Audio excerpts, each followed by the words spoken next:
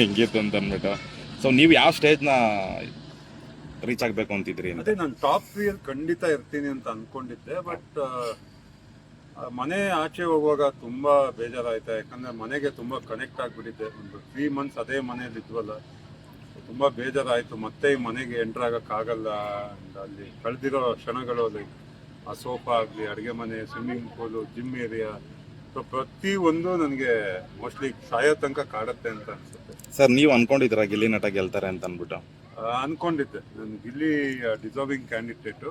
ಗಿಲ್ಲಿ ಮತ್ತು ರಕ್ಷಿತಾ ಅಲ್ಲಿ ಫೈಟ್ ಇರುತ್ತೆ. ಆ್ಯಂಡ್ ನಾನು ಟಾಪ್ 3 ಅಲ್ಲಿ ಬರ್ತೀನಿ.